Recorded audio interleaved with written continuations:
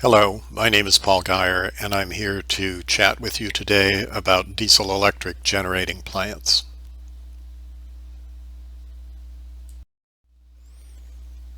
This is what I'll be talking about: designs for diesel-electric generating plants, synchronous generators, excitation and regulation, engine controls and instruments, and generator controls and protection.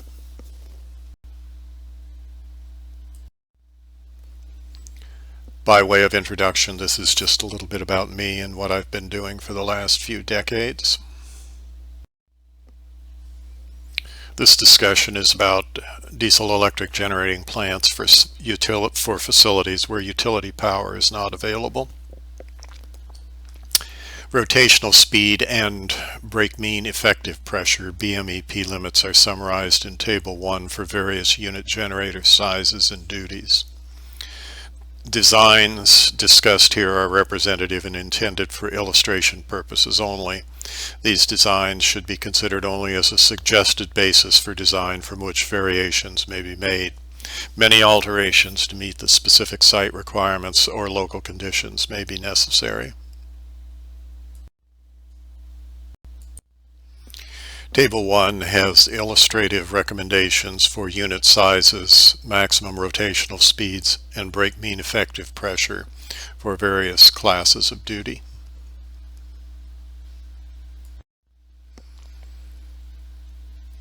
Develop design concepts that satisfy electric loads in the most economic manner. Select the design with necessary modifications in accordance with the best design concept. Use economic analyses methodologies as appropriate. Evaluate all plausible deviations from the selected design using the same economic analysis methodology. Suggested designs provide for 3 initial engine generator bays for primary duty and 2 initial bays for standby emergency duty plants. A future engine generator bay is indicated for all designs. Most plants will need to be expanded to satisfy future electric loads. The designs provide only for a single operating unit. Additional units may be required to meet minimum reliability needs. Provision of a single operating unit is not usually economical. Selection of unit capacities must consider varying electric demands. Plant capacity must be selected to satisfy reliability criteria once the unit capacity has been established.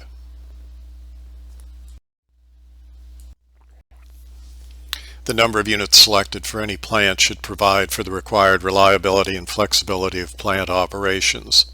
The minimum number of units needed to satisfy these requirements usually results in the most economical and satisfactory installation. Spare units are required to ensure system reliability. Minimum reliability requirements are related to duty types and criticality of loads. 2 spare units are required, 1 for scheduled maintenance and 1 for standby or spinning reserve.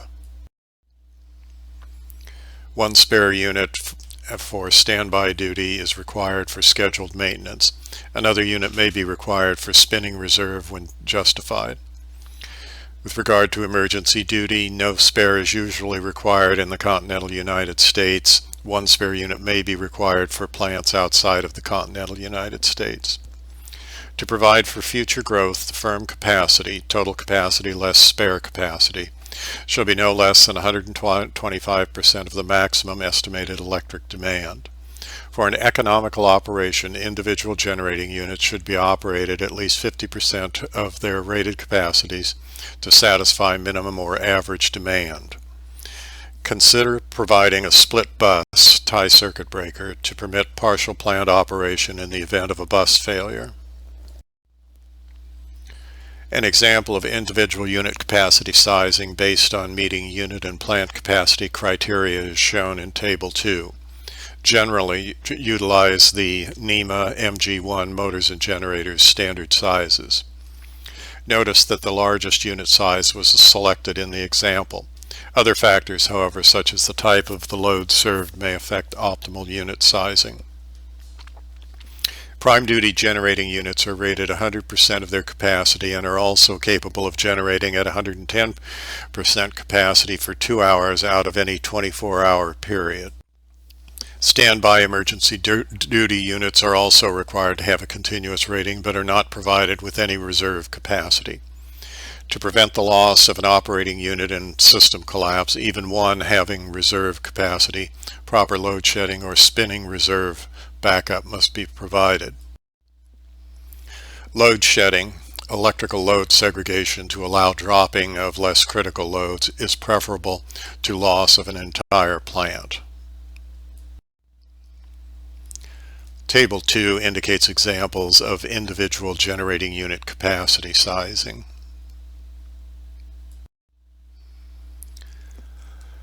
With regard to spinning reserve, where critical loads cannot be shed, spinning reserve is required for backup in the event that a unit is lost from the system. Spinning reserve must provide for shutdown of one unit when operating at maximum demand and with generators running at their maximum 2-hour capacity.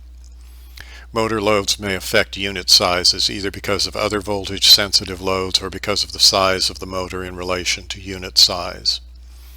Communication, data processing, and other voltage sensitive loads should be segregated from all motor and other types of utility loads by providing a split bus system.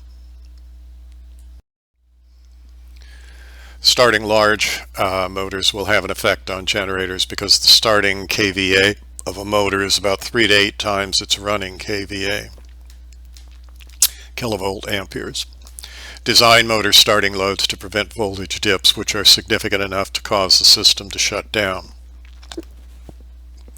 Reduced voltage starters and sequential starting of motors are usually provided to prevent unacceptable voltage dips. A unit supplying a single motor may have to be evaluated to determine the cost effectiveness of special generator starting modifications, use of shunt capacitors, or oversizing of generators.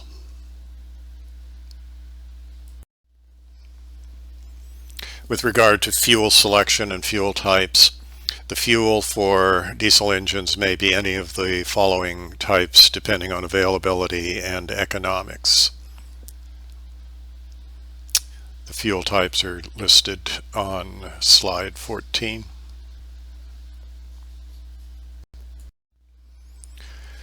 The use of non-standard fuel such as natural gas, liquid petroleum gas, residual oils, and gasoline may be allowed if economic advantages are proven through a detailed life cycle cost economic analysis. With regard to fuel storage and handling, fuel preparation, diesel engine fuel injection systems can be seriously damaged by water and dirt in the fuel. It's important to provide fuel oil centrifuging of all fuels delivered by water transport, as fuels can be easily contaminated with water or solids. Provide heating for heavy fuel oils and in cold climates for all fuels. Filtration shall be provided for all types of fuel. Comply with applicable state and local regulations concerning storage and treatment of fuels. On some prime duty plants, provide additional space for installing future additions to the fuel handling equipment. For example, fuel storage for residual fuel and pilot diesel fuel if required, plus residual fuel heaters and centrifuges, dirty fuel tanks, and similar items. Use above-ground storage tanks within diked areas. Provide 30-day storage capacity for prime duty plants and 7-day storage for standby emergency duty plants unless local conditions will allow less or require greater volume. Storage tank volume shall be based on the rate of fuel consumption of all engines, including spares, at 100% load multiplied by a 0.75 operating factor. Tanks shall be selected in standard manufactured sizes and should be vertical or horizontal as best suits the site conditions. The use of underground storage tanks may be considered for small plants if leak detection and double containment provisions are provided. Day tank volumes shall be determined based on the following. Prime duty plants provide a day tank for each engine with storage for not less than 2 hours full load operation and with automatic transfer pumps and level controls. For standby emergency duty plants in standby service, provide manually filled day tanks, each of a capacity able to satisfy 8 hours of full load operations. For standby emergency duty plants in emergency service, provide a day tank and transfer pump unit for each engine as recommended by the engine manufacturer. Interior tank capacity shall not exceed the requirements given in the NFPA number 37 stationary combustion engines and gas turbines publication.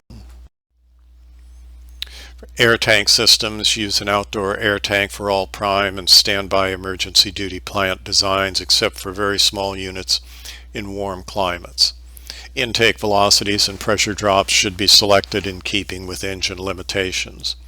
In frigid temperature zones, air preheating or a bypass of outside air sources should be provided to facilitate engine starting.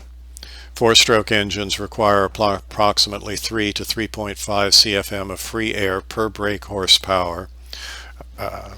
Two-stroke engines require approximately 4 to 5 CFM per brake horsepower.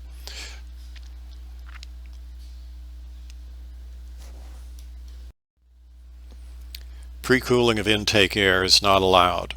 Aftercooling, sometimes referred to as intercooling of intake air after turbocharging, is desirable. Sufficient coolant should be made available at the required temperature. Standby, emergency duty, and prime duty generator units may utilize separate electric motor-driven pumps. However, engine-driven pumps are preferred with standby motor-driven pumps available. With regard to the engine exhaust systems, heat recovery silencers should be considered for all prime duty installations. Recovered heat can be used for space heating. Exhaust velocities and pressure drops should be selected to match engine requirements as provided by the engine manufacturer. Whenever manufacturer's data is not available, base system and piping component sizing on approximately 8.4 CFM of exhaust per brake horsepower for four-stroke engines and on 13 CFM per brake horsepower for two-stroke engines. The use of flexible connections at connections to the engine exhaust outlets or turbocharger exhaust outlets should be included to eliminate excessive structural stresses on these units. Exhaust system structural supports, expansion joints and anchors for exhaust system movement, and expansion and contraction due to heat must be considered and provided in the plant design. Silencers should be mounted outside the building unless the manufacturer's standard unit is provided with an attached silencer or other special design considerations dictate otherwise at a specific site. With regard to cooling systems, decide by economic analysis and site conditions whether radiator, cooling tower, or a natural circulating water system should be used. Where cooling systems are subject to freezing temperatures, cooling systems must be protected during operation and when shut down. Freeze-preventing solutions such as glycol or Dowtherm should be considered for circuits exposed to freezing outdoor ambient temperatures. In severe freezing conditions, it's desirable to separate the interior and exterior circuits by means of heat exchangers in addition to the use of antifreeze solutions. When these solutions are used, equipment and piping will require care in design and selection due to the lower specific gravity and specific heat of the antifreeze solutions as compared to water. Higher pumping rates will require larger piping systems and more heat exchange surface areas. Refer to the engine manufacturer for their specific recommendations relative to jacket coolant and lubricant cooler temperature control and fluid requirements. Ebullient cooling may be used if an economic advantage can be demonstrated.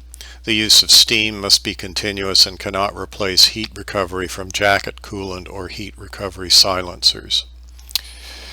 With regard to selection guidance, outside cooling units shall be carefully sited and oriented so as to minimize the effect of prevailing winds and adjacent structures on the equipment cooling capacity. Vertically discharging radiators and cooling towers should be given preference over other types and configurations. Where ambient air temperatures are favorable, the use of radiator dry type cooling will reduce maintenance costs and water treatment requirements. Engine radiant heat and generator heat must be removed by the building ventilation system. Sufficient ventilation shall be provided to limit temperature rise to 15 degrees Fahrenheit above ambient wherever possible. Outside ambient temperatures given in design guides are usually not peak temperatures. Their use in the selection of cooling equipment such as radiators for engines may not be adequate, as peak electrical loads can occur at the same times as those of maximum temperature.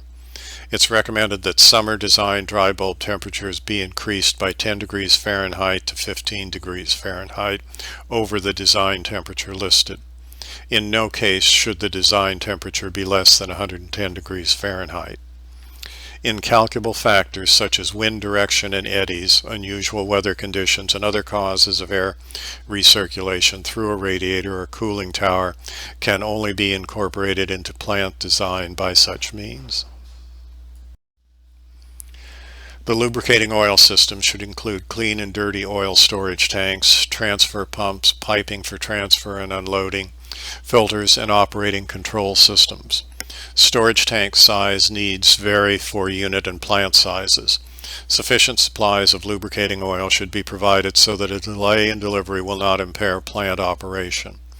Oil storage tank volumes shall be based on the engine manufacturer's oil consumption data for the specific engines involved, with all engines in the plant, including spares, operating at 100% load multiplied by a 0.75 operating factor. Containerized storage is allowed for both clean and dirty oil storage on smaller sized standby emergency duty generating plants.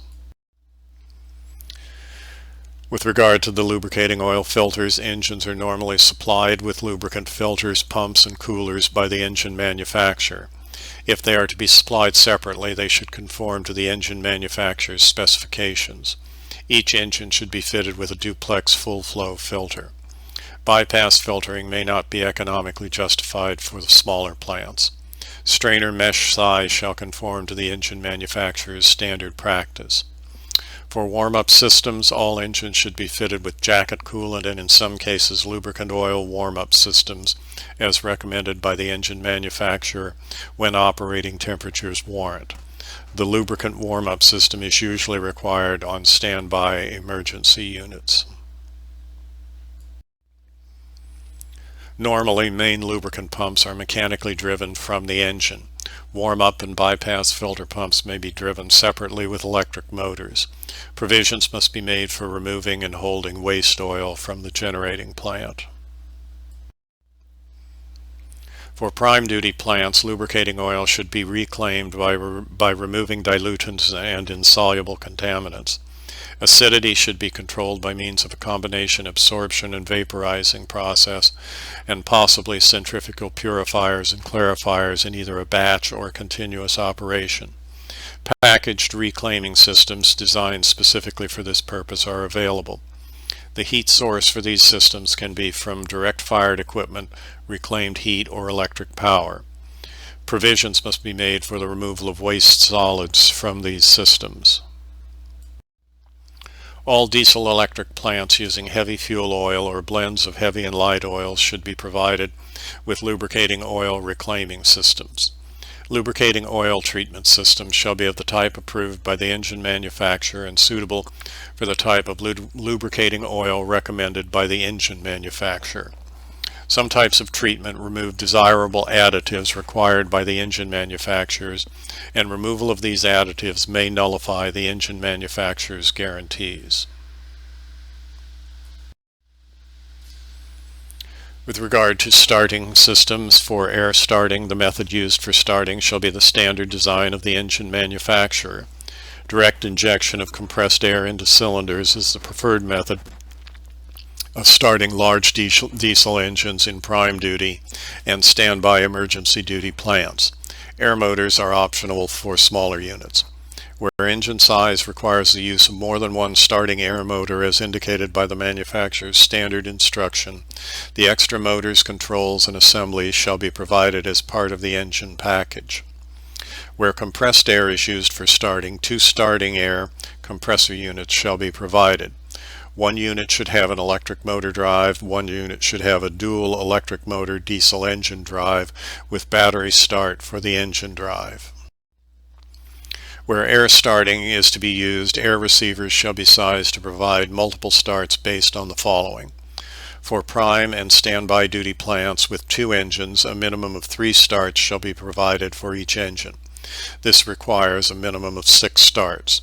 For each additional engine air receiver, capacity shall be added to provide 3 starts for each engine, added up to a total of 12 starts. One receiver should be sized to provide a minimum of 3 starts for the largest unit installed. Receivers shall be manifolded in parallel, each with safety valves, isolating and flow check valves, and automatic condensate drain trap assemblies. For normal operating, each engine has its own starting air tank so that unsuccessful start of a specific engine does not deplete the available compressed air.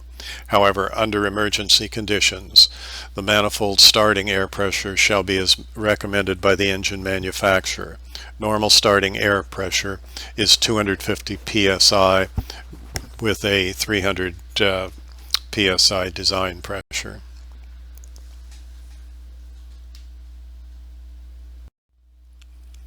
Receiver construction shall conform to ASME Section 8D of pressure vessels for the system pressures involved. For electric starting in standby emergency duty plants serving emergency loads and where compressed air will normally not be provided, electric starting using batteries may be employed if standard with the engine manufacturer. Electric starting batteries shall be furnished to provide the same starting capacity as is required for air starting receiver capacity. Batteries shall be heavy-duty type, complete with battery racks, cabling, chargers, meters, hydrometers, and controls as recommended by the engine starter and battery manufacturers.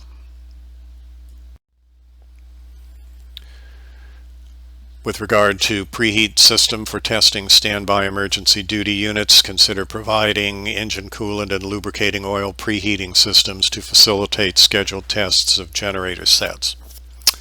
With regard to the foundations, diesel engine generator unit foundation design must take into account the dynamic characteristics of the soil and machinery characteristics to avoid resonance of the foundation with the operating equipment. Investigation of these characteristics often results in inexact data and thus requires field adjustments to the design. The design guidelines given here should be considered minimums to be adjusted to meet actual requirements. The following investigations are necessary for units larger than 750 kilowatts and elsewhere where special conditions indicate such a need. The soil characteristics, dynamic properties vary widely and can be defined only roughly within rather wide limits. Each type of soil, sand, gravel, clay, rock, and the degree of moisture separation of the soil provides a different and widely varying response to dynamic loads. Size of bearing area and its dimensions may also influence dynamic properties of the soil. With regard to the machinery characteristics, the equipment manufacturer usually provides estimated values based on equipment dimensions and operating speeds, which may not furnish precise values. Beyond the usual static data, if it is necessary to have such data as the unbalanced forces and couples with their location, magnitude, and direction, both primary and secondary, plus starting torque and stopping torque without load and with full load on the generator. As a basis of design, a designer uses data regarding soil and machine characteristics which may be considered as approximate rather than precise. In many engineering problems which defy an exact analysis, a safe design may be assured by the use of a greater factor of safety. In the field of machinery foundation design, this approach may ensure structural adequacy but not necessarily dynamic stability. Normal differences between the predicted and actual characteristics of the soil and machinery may have adverse effect upon the characteristics which might destroy or wipe out expected design margins. The foundation characteristics may be further affected by deviations in actual construction from the details specified by the foundation designer. The designer should include provisions for field testing and adjustment of foundation mass in cases where design studies indicate a possible deficiency in design margins. This may be accomplished by making the bottom base slab extend outside the main foundation block. The dynamic stability may then be checked experimentally by placing bagged sand at various points around the unit upon the base slab extension while the engine generator is operating. When optimum dynamic equilibrium is thus determined, sand may be replaced with equivalent mass concrete anchored to the main foundation block and base slab extension. Soil boring should extend no less than 50 feet below the bottom of unit foundations unless rock will be encountered at shallower depths. From these borings, allowable soil bearing pressures and the need for piles can be determined. Foundation design should be governed by the following. The entire foundation bearing surface should be at the same elevation. Steps or cascades at support level should be avoided. The unit foundation support level should be carried at least 30 inches below any trenches or basement floor levels which are adjacent to the unit. This may be reduced to 18 inches for 750 kW or smaller units. Minimum static load design reinforcement is 2/10 of 1% of the cross-sectional area vertically and horizontally for all foundations. Minimum reinforcement for dynamic load shall be at least 3 to 5 times this requirement. Usually the entire foundation block is considered to be affected by dynamic loads.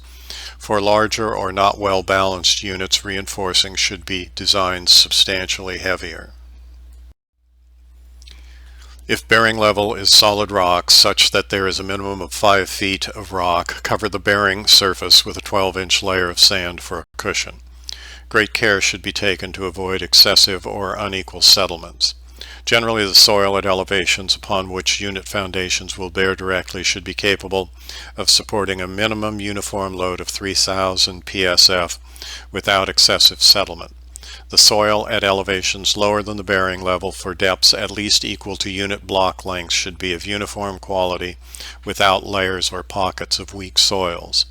If the quality of soil remains in doubt even after a comprehensive soil investigation, then consider the use of piles, piers, or caissons. Where piles are necessary, lateral forces may be resisted by battering a portion of the piles.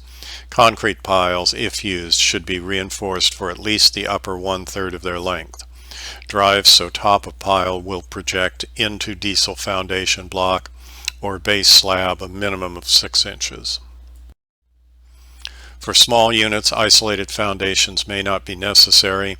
Instead, vibration isolators may be employed. Vibration isolators are required when recommended by the engine manufacturer, such as for units which come skid mounted, that is, mounted on structural steel subbases. Seismic restraints are needed for each unit located in a seismic zone as defined by codes.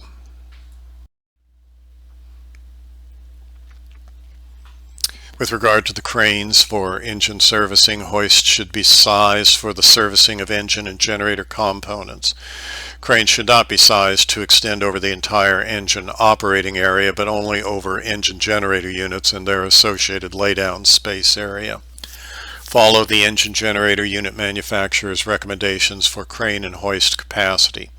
Hoist capacities of 1 to 2 tons are usually adequate for smaller sized generating units, and capacities of 3 to 5 tons are normally adequate for larger sized engine generating units. Hoists should be electrically powered for 2,000 kW units and larger. Plants with 500 to 1,000 kW units should have manually operated cranes and hoists. Plants with smaller units should be provided with monorails and manually operated hoists.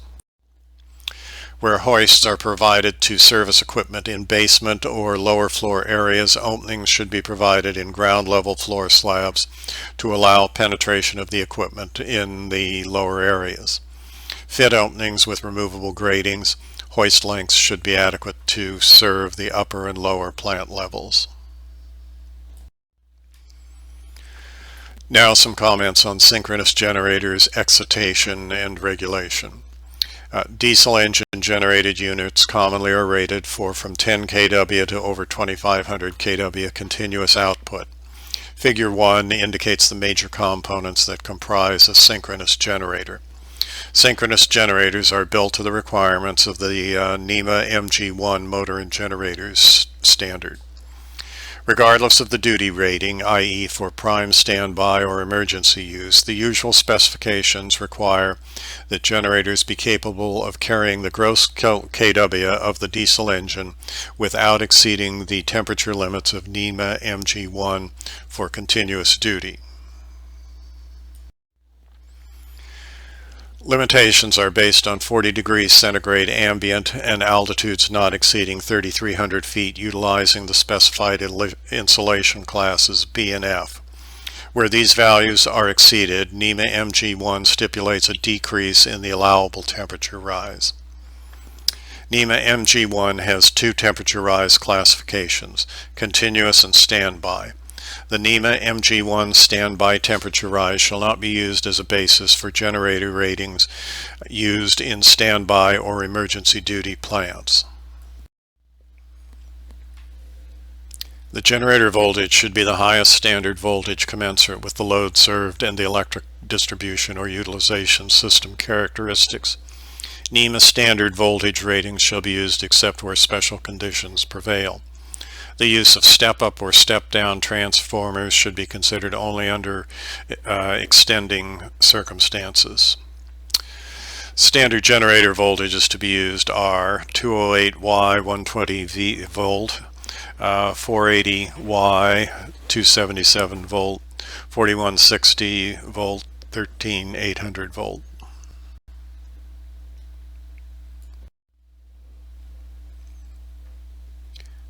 Figure 1 illustrates a synchronous generator configuration.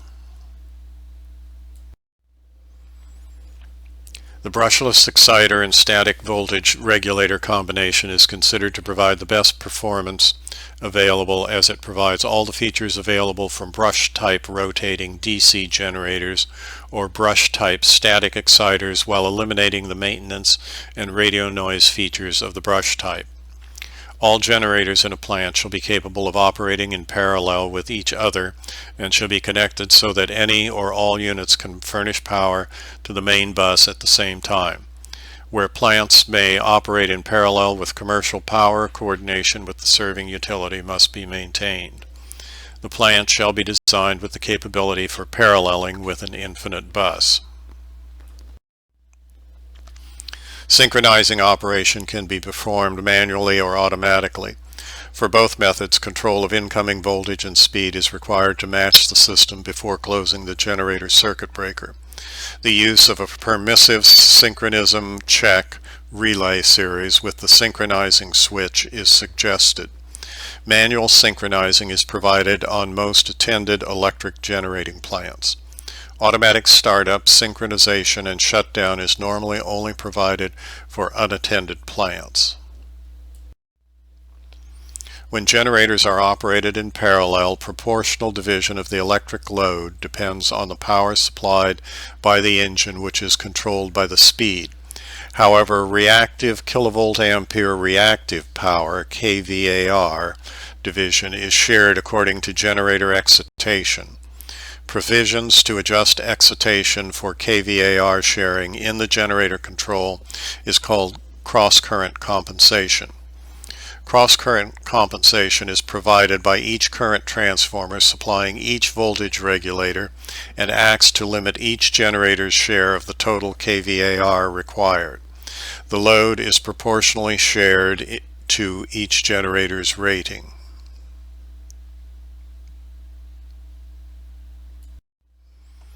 Controls and instruments assist in economical operations, supervision, and maintenance of a generating plant. Instruments sense changes in operating conditions and provide data to measure operating economy. An operator can control the changes in operating conditions to some extent by remote equipment. Continuous duty electric generating plants provided with 24-hour manned operation are usually arranged for manual starting, synchronizing, and stopping, and with only automatic protective controls. Standby emergency generating plants are usually completely automated and controls are unattended. Remote monitoring devices and controls may be limited to system status indication and start-stop control.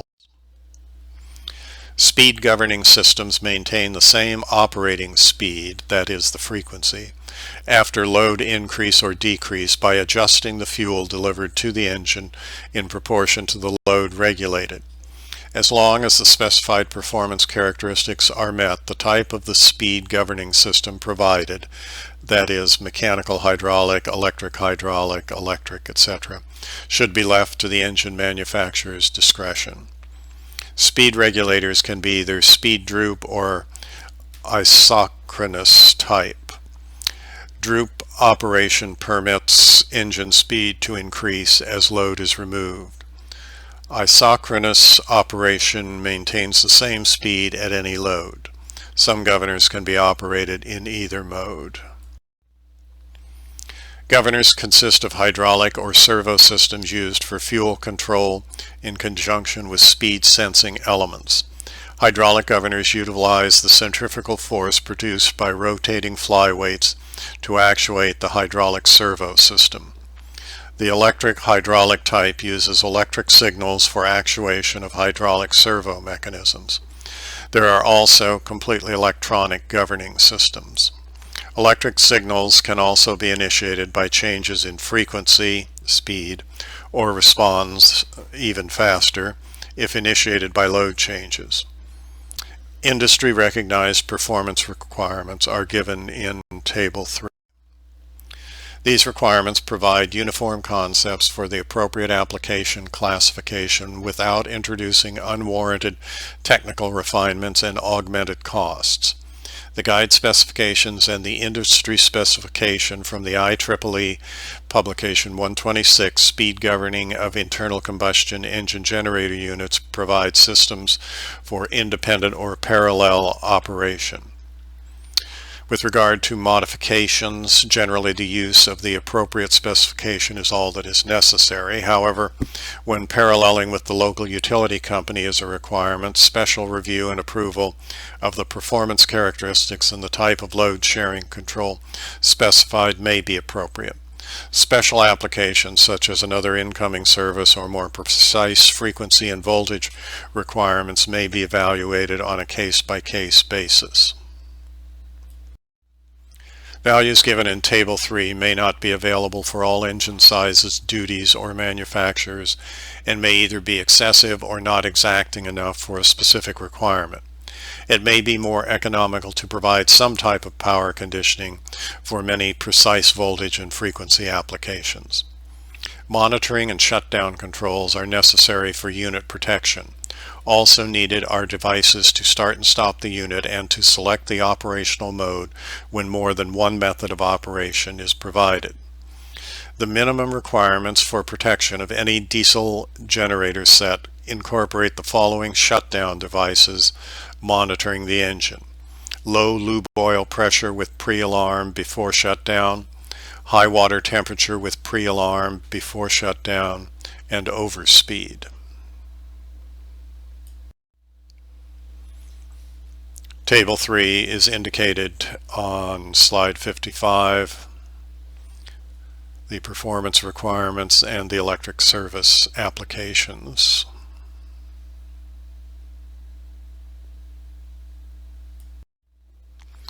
Depending on the size of unit and the type of duty, additional monitoring and shutdown controls such as monitoring cooling water pressure, lube oil pressure of engine and turbocharger, high lube oil temperature to engine, and day tank level may be provided. The designer should specify at least the devices recommended by the manufacturer of the engine. Engine start-stop control logic circuitry may be mounted on the unit or in the generator switchgear. The start cycle is initiated by a signal to the cranking motor, which starts the engine. The stop sequence can be initiated manually by a stop button, automatically by engine shutdown devices, or by protective relays. In the automatic mode, when the cranking cycle is initiated, it will operate for a preset period, usually of 1 minute duration, with alternate crank and rest periods of about 10 seconds. If the engine does not start during this cycle, the cranking circuitry is shut down. Emergency stops may be initiated by the engine and generator protective devices, and when activated, shut down the engine and disconnect the generator from the load. In the operation mode, the selector switch is located on the engine gauge board to select automatic or manual starting and stopping modes when both types of operation are required. Instrumentation is provided to monitor the engine and generator operation and is mounted on the engine gauge board and at the generator control panel. In small plants, all instrumentation may be located at the diesel generator. The number of instruments may vary depending on the size and complexity of the plant. The use of solid-state control devices and instrumentation is recommended. With regard to control capabilities, the generator devices provide the following control features. The generator circuit breaker provides a switching device to connect or disconnect a generator from the system. The operating control point permits generator switching, voltage and frequency changing, synchronization of generators and commercial sources, and a central point for monitoring of system operation. The generator protective devices provide for safe operation. Refer to ANSI C37.2 Electrical Power System Device Function Numbers. Control locations. The generator circuit breaker and protective devices are located as appropriate to the installation. The operating control point may be installed either with or separately from its associated circuit breaker. Common practice is to utilize a separate control switchboard to provide the operating control point. No controls are provided on the generator and feeder switchgear except for operating the bus tie unit. For plants having a capacity of less than 2,000 kilowatts, consider a need for a control console on the basis of providing the following features: economy, including manpower requirements and operating costs, or more reliable control. The system requires large and varied load changes which cause frequent stopping and starting of generating units.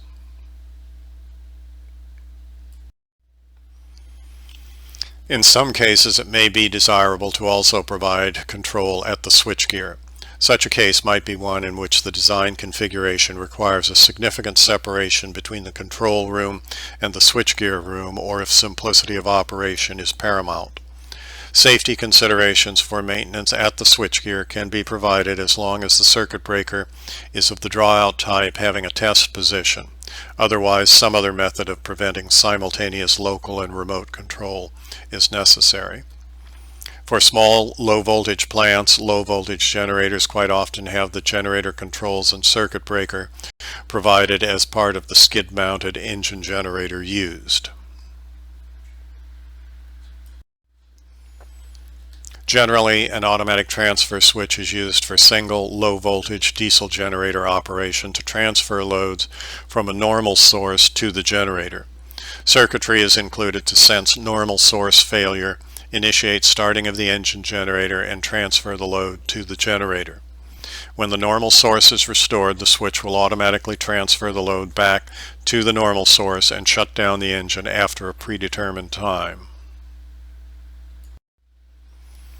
Emergency or standby power supplies in conjunction with the normal incoming utility service for low-voltage systems can introduce objectionable stray currents because of the multiplicity of neutral grounds. A properly designed ground system is necessary to eliminate stray neutral current paths and undesirable ground fault current sensing path. Grounding arrangements for emergency and standby power systems are discussed in IEEE Publication 446, Recommended Practice for Emergency and Standby Power Systems for Industrial and Commercial Applications. With regard to operating control requirements, they depend upon the size, complexity, and voltage level of the plant. Requirements covered herein apply to medium voltage multiple unit plants and should be adjusted as appropriate for low voltage plants, which are often single unit plants. Devices should be arranged on control switchboards or switchgear in a simple and distinctive number of circuit breakers to be operated. Provides a complex electric configuration. Consider providing a mimic bus. Organize devices by unit control, synchronizing control, and system monitoring. With regard to unit control, the minimum unit control should provide the following devices: circuit breakers, control switch, ammeter and transfer switch. Power sources such as generators or commercial input require synchronizing switches. Generators, voltage regulator adjusting rheostat, voltage regulator manual off auto switch, governor switch, watt meter, VAR meter, watt hour demand meter, and elapsed operating time meter. The synchronizing control is energized through the synchronizing control switch at the selected source and consists of the following devices: synchroscope, bus frequency meter, bus voltmeter, incoming voltmeter. Permissive controls, local policy synchronization may dictate the use of a permissive type synchronism check relay ANSI device 25, which is provided in series with the synchronizing switch to prevent closure when the two sources are too far out of synchronization. This device checks voltage on both sides of a circuit breaker, thus providing protection against operating errors. For system monitoring, it is provided to aid the operator in avoiding system abnormalities. The amount of reporting, alarming, and control can vary from alarms reporting there is a problem at a certain location or reporting only of electrical quantities and control, as previously discussed, to complex microprocessor-based supervisory control and data acquisitions systems called SCADA systems. The operating duties of the plant should be considered in system selection. Large prime duty plants in remote locations or cogenerator plants may require SCADA. Where plants are continuously manned, requiring only the minimum monitoring is usually adequate. The SCADA system provides a master station which utilizes input from equipment-mounted field interface panels, normally in conjunction with a record-keeping printer. The selected reporting, alarm, and control functions should consider those required for energy management control systems, EMCS, either by utilizing an existing EMCS or providing a new system. Surge protection, neutral grounding, and protective relays are used to protect the system from electric power system disturbances whose abnormality could damage equipment or harm personnel. Some form of surge protection is usually necessary within a generator plant. Surge arresters in parallel with the surge protective capacitors may need to be installed at the terminals of each generator.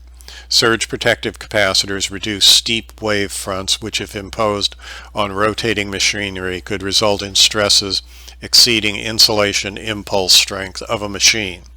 Small units supplying emergency loads within a building which are not subject to lightning or switching surges usually do not require surge protection. Generator neutrals are grounded to provide service reliability and reduce fault stresses in equipment. For low voltage systems, the neutral supplies phase to neutral loads as well. The method of connecting the neutral to the station ground system is selected as required to limit the available ground fault current. For generators having a ground return path which limits the ground current to safe values and where harmonic currents are small, a solid ground connection is acceptable. Low voltage generators are usually provided with additional phase to neutral bracing so that the less expensive solid grounding can be provided, but this feature should be specified. With regard to impedance grounding, for medium voltage systems, impedance grounding is normally provided to limit ground fault current to a value equal to or below the three-phase fault current. Reactance grounding is used where ground fault currents of 25 to 100% of three-phase currents allows for satisfactory ground fault relaying. Resistance grounding is used when even lower values of ground fault current are necessary for system protection or coordination. Protective relays constantly monitor the power system to assure maximum continuity of the generation and distribution system and to minimize the damage to life and property. Figure 2 is a schematic for minimum relay protection.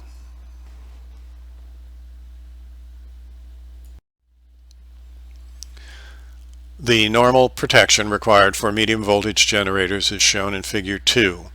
Control power is supplied from the station battery system. Differential relaying, ANSI device 87, since differential relaying utilizes a current difference between 2 points to indicate a fault, differential current transformers should not be used to supply other devices. The current transformer location points are shown on Figure 2. The generator current transformers can be located on either side of the generator circuit breaker in accordance with the manufacturer's standard practice. The lockout device, ANSI device 86, is standard for differential relaying.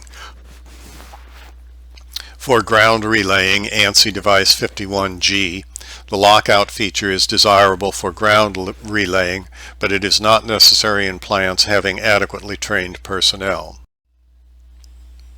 For incoming line and feeder protection, the minimum relaying requirement shall consist of overcurrent protection. Although time overcurrent relaying, ANSI device 51, may be sufficient for protection, it normally also provides the instantaneous element, ANSI device 50, an accessory feature in the same enclosure with the time overcurrent relay. This unit can be blocked if not needed, but is available for changing system conditions. With regard to load shedding capability, a load shedding system capability can be provided based on sensing under frequency or a rate of frequency decline on the system caused by sudden load changes. System balance can be established by temporarily dropping selected feeder loads. Under frequency schemes are usually arranged in steps to continue dropping load until the system is stabilized.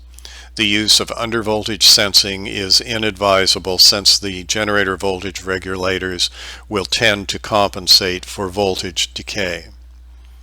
To determine actual protective relaying requirements, an analysis should be performed concerning requirements for new systems and coordinating with existing systems. Fault calculations may indicate the need for protection in addition to the minimum requirements covered previously. Additional protection may be indicated because of either the size of the new distribution system or to match the existing distribution system. Direct current closing and tripping for medium voltage circuit breakers should usually be provided by a 125 volt station battery system. For low voltage generating plants, 24 volt or 48 volt systems should normally be supplied, except where very small systems utilize automatic transfer switches for commercial to generating system transfer. Lead calcium cells should be utilized except when maintenance requirements justify the use of the more costly nickel cadmium cells. Batteries are highly reliable devices when properly maintained.